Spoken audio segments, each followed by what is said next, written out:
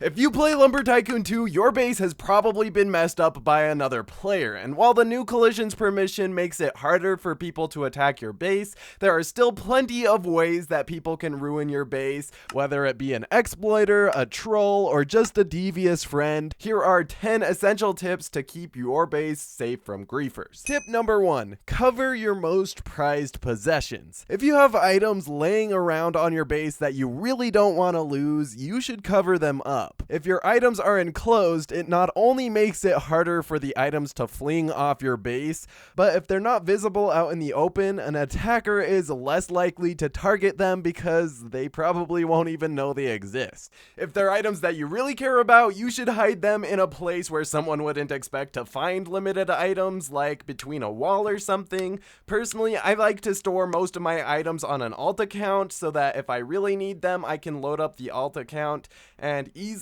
transfer them onto any base that I have, and when they're not being used, they're not loaded and thus can't be ruined. Now, if you want to do this yourself, you don't necessarily need to keep the items on an alt account. You can just keep them on a different slot, but do keep in mind that if you do that, when you need those items, you're going to have to transfer those onto a different person's or alt's base, and then you're going to have to transfer those onto the base that you need them on. So, if you have a way to join your main account with an alt account, it just makes more sense to remove the step of transferring items from your storage base over to your alt's base when you can just have the storage base be on your alt account to begin with. Now, to get an alt account in your server, you'll need to log into a different Roblox account on another device, or if you're on a Windows PC, you can just use the Roblox Windows app from the Windows App Store in combination with the Roblox you download from the website. But yeah, that's probably one of the most secure ways to keep your most prized possessions safe. Either cover them up or put them on a different base. Tip number 2, build walls around your base. This doesn't work with every base aesthetic, and if you don't want a wall around your base, it's not going to make that much of a difference. So absolutely prioritize the looks of your base over the walls.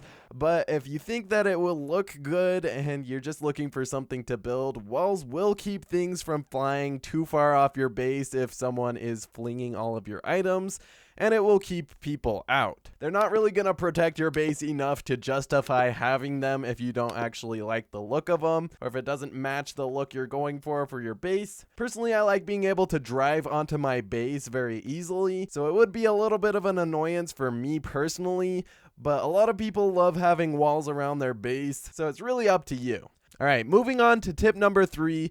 Keep global visits and collisions off if you have something valuable on your base. This is pretty self-explanatory. You can just disable the global visits, which will make it so people can't get in your base. Personally, I like random people being able to walk onto my base and check out the items I have for sale at my shop, or just explore it. So I find it annoying to have to go into settings each time and allow specific people onto my base. So I typically just leave visits on, but if you have something that you really want to protect, it may be worth keeping global visits off and manually allowing your friends the visits permission so they can walk onto your base, but random people can't by default. The more important one though is the global collisions permission. I want you all to go into your settings in Lumber Tycoon 2 and make sure that global collisions does not have a check next to it.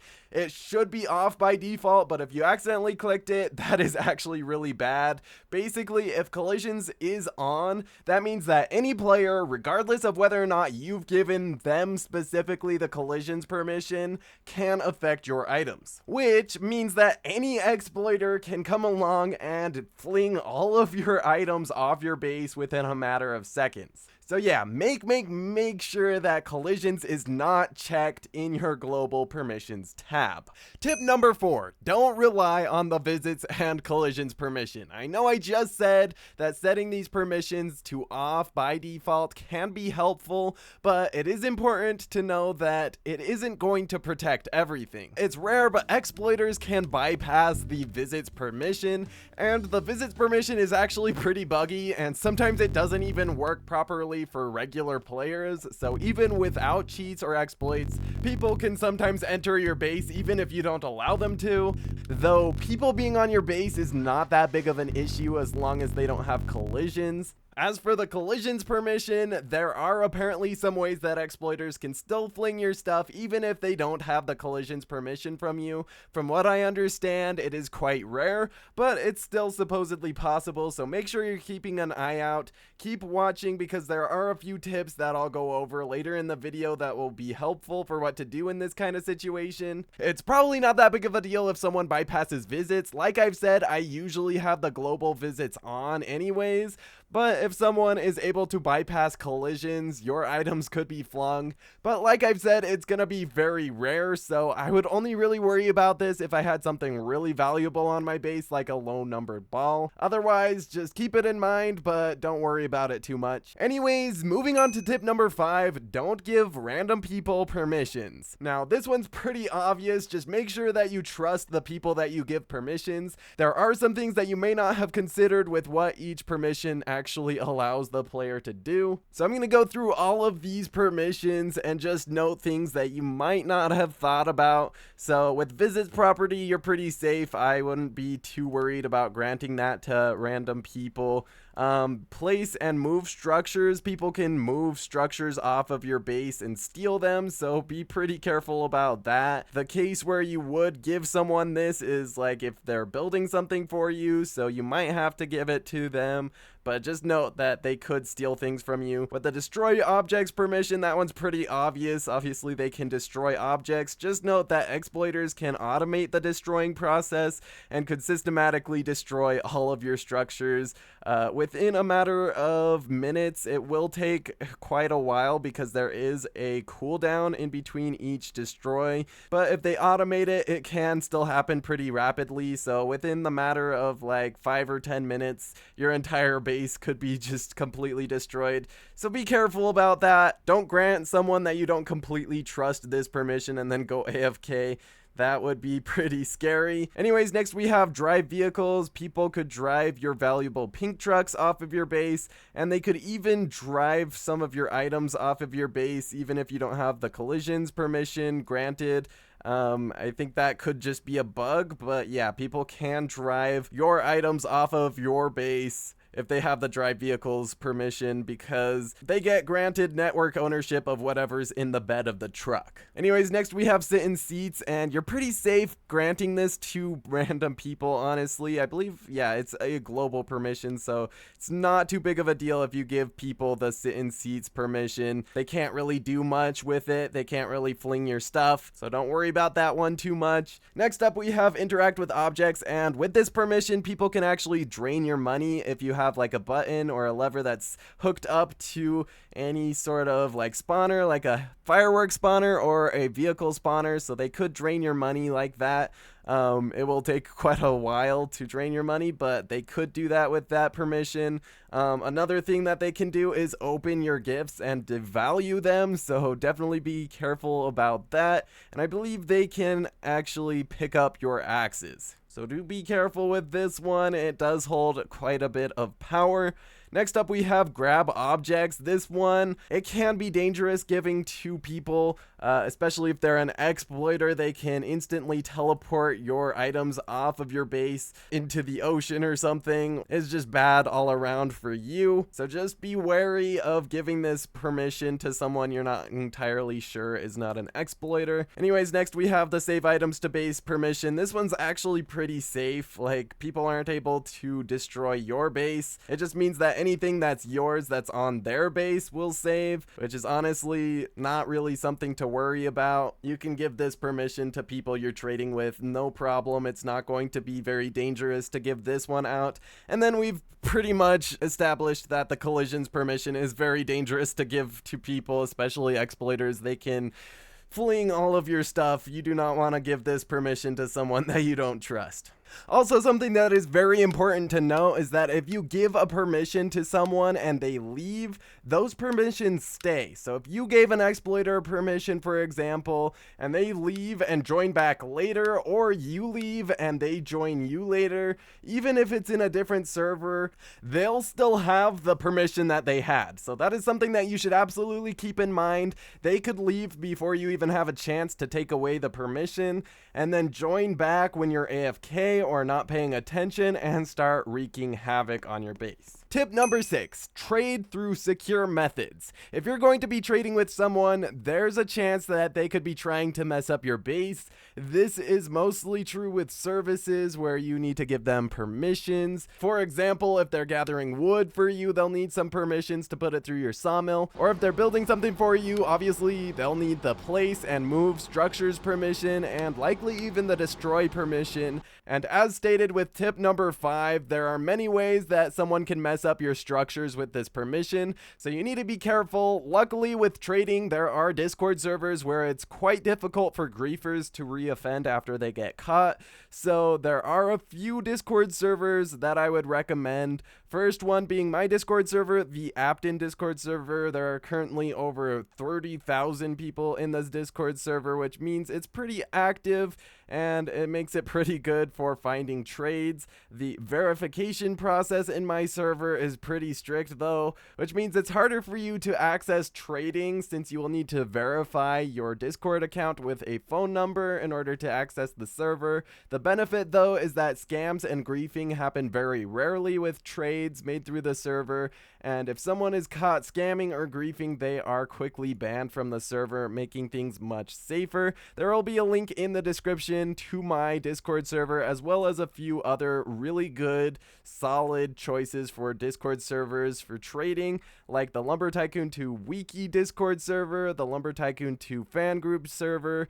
and if I think of others, I'll throw those in as well. But anyways, moving on to tip number 7, don't leave your base unwatched when people have permissions. Make sure you're keeping an eye on your base at all times when you've given someone a permission you're even slightly concerned about them having. As a reminder, exploiters can teleport your things instantly with the drag permission and could systematically destroy all of your structures with the destroy permissions, so stay on alert, especially if you've given those specific permissions. Alrighty guys, the next 3 tips are going to be the most effective, so make sure you're listening up. Moving on to tip number 8, play in VIP servers. This one is obviously not for everyone, since not everyone has 220 Robux to spend on a VIP server for the game every single month. But even if you can't afford a VIP server, lots of people in the game have one. So if you make enough friends on Lumber Tycoon 2, eventually you'll probably find a friend who will let you use their VIP server. Now, if you are using someone else's VIP server,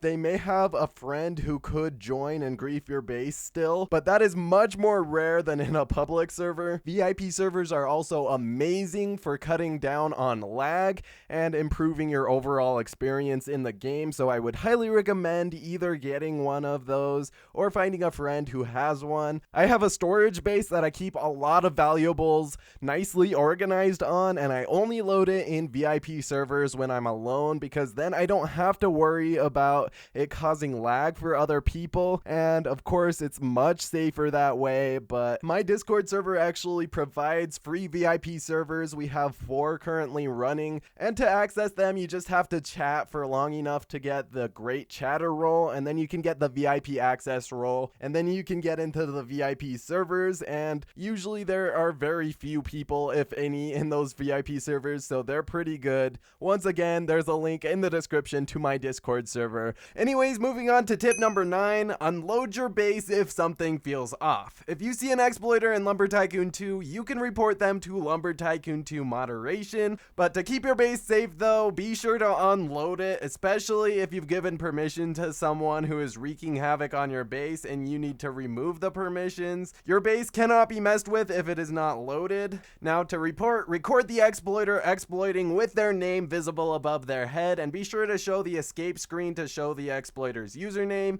Then you can report it to the Lumber Tycoon 2 mods through my Discord server or in the form in the description of this video. Something to note is that if there is a harmful exploiter in your server, don't load into any plot, since there is a very small chance that the exploiter could have done something which will make your base get wiped if you load it into a plot. A clear but not certain indicator is when you're allowed to load onto a base that has stuff on it, like a sign or structures. This can happen when another player loads their base while you're selecting your plot placement, which is harmless, but there is a small chance that it could be caused by an exploit that could cause your base to be wiped or corrupted, so don't ever risk it.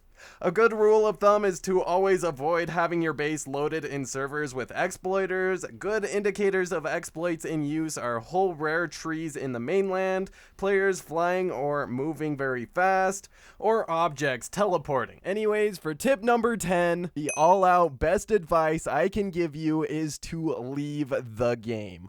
I've saved the best for last. This is the best advice anyone can give you when it comes to making sure that your base is safe from griefers. Leave the game if you see your base being damaged, even if you'll lose things forever if you do. Sometimes people feel conflicted whether or not they should leave the game if the exploiter is like flinging all their items and they want to rescue some of the items that have already fallen off their base.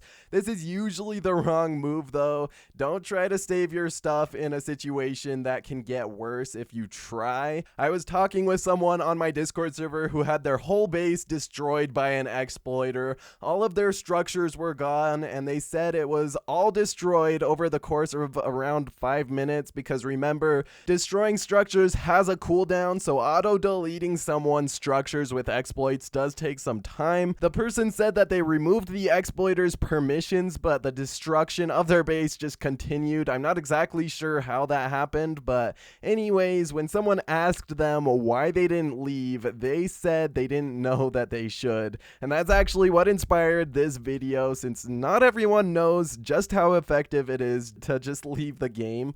It's much faster than trying to unload your base, so especially if an exploiter is destroying things, time matters. So getting out of the game as fast as possible can be very important. Now, there is the possibility that you could be off your base with a load of wood or items that you just bought in your car, and it can be very hard to tell whether you should leave the game or get the items in your truck safely back onto your base before leaving. It's hard to say. That's something you'll probably have to decide on your own if it ever happens to you. But generally, I'd recommend if your base is being destroyed, leave the game as soon as possible. That is going to be your best choice.